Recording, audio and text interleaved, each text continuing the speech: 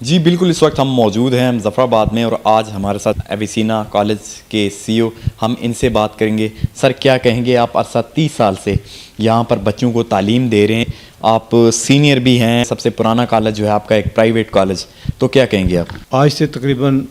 30 سال قبل جب میں نے ایم ایس سی کی 92 میں، تو یہ وہ دور تھا کہ جب آزاد کشمیر میں ہماری یونیورسٹی نے شاید پہلا یا دوسرا بیچ فارغ کیا تھا، تو یہاں کے لوگ، ہمارے لوگ باہر سے جا کے تعلیم حاصل کرتے تھے، ایم ایس سی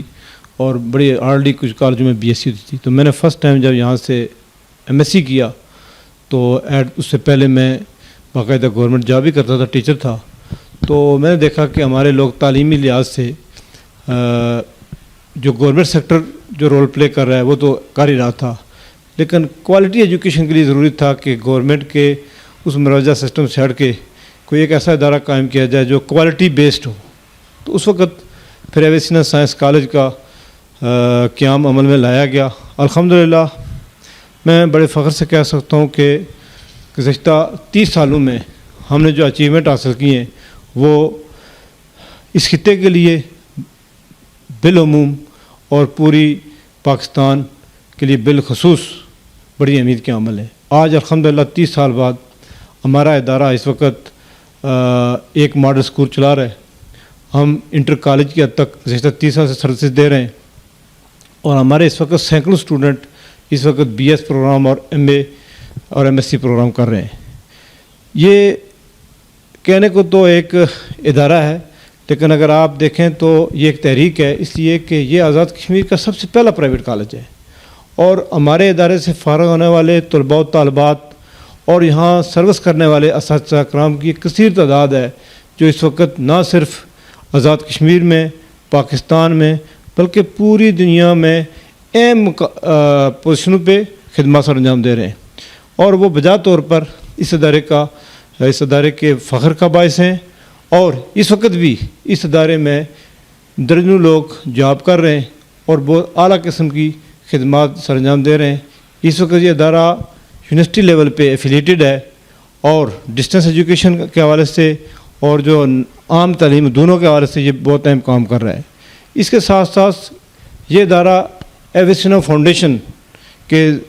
انتظام کے تحت چل رہا ہے، جس کا میں چیئرمین بھی ہوں، اور فاؤنڈیشن کے زیر اہتمام گزشتہ 30 سالوں میں ہم نے سینکڑوں اسٹوڈنٹ بلکہ ہزاروں اسٹوڈنٹس کو ہم نے تعلیمی مدد دی ہے۔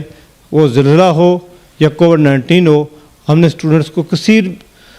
تعداد کو ہم نے فاؤنڈیشن کے پلیٹ فارم سے بھی فیسوں کی مد میں ان کے ساتھ تعاون کیا ہے۔ ابھی ہمارے بے شمار پروگرام ایسے ہیں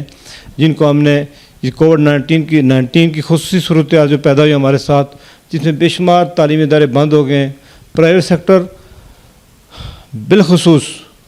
اور پورا تعلیمی نظام بالعموم مشکلات کا شکار ہے۔ ایسے میں یہ ادارہ گزشتہ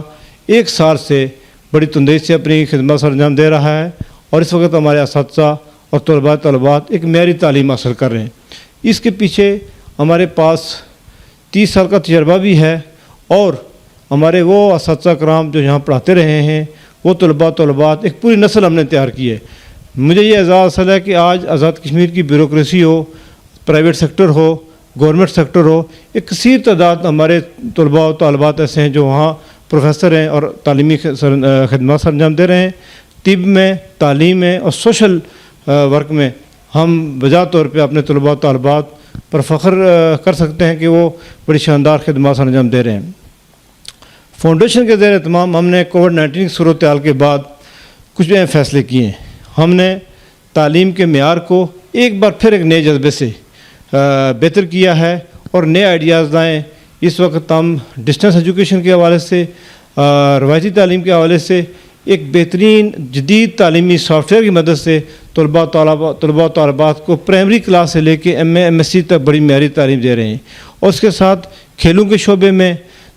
دوسری ایکٹیویٹیز، ہم نصابی سرگرمی کے حوالے سے بھی بے شمار پروگرام ہمارے اس وقت چل رہے ہیں،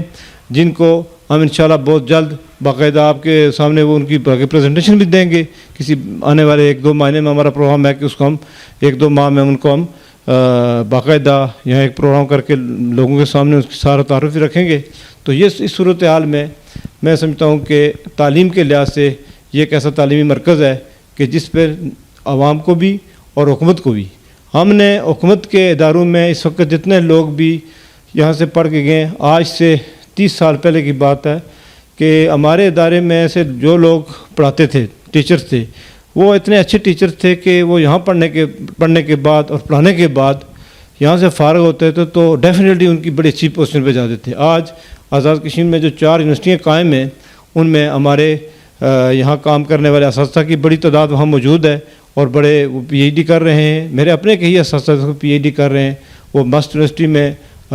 راولا کوٹ یونیورسٹی میں اور دیگر یونیورسٹیوں میں بڑی اہم عہدوں پہ تعینات ہیں. اس طرح محکمہ تعلیم میں ہمارے سینکڑوں اساتذہ کرام میں جو یہاں سے پڑھ کے گئے اور ایک معیاری تعلیم کا ایک سیٹ اپ ان کے پاس موجود ہے جو باقاعدہ وہ گورنمنٹ کے اداروں میں بھی ریپلیکیٹ کرتے ہیں. یہ اس کی ساری تحریک کے پیچھے، اس تعلیمی سرگرمی کے پیچھے ہمارے اساتذہ کا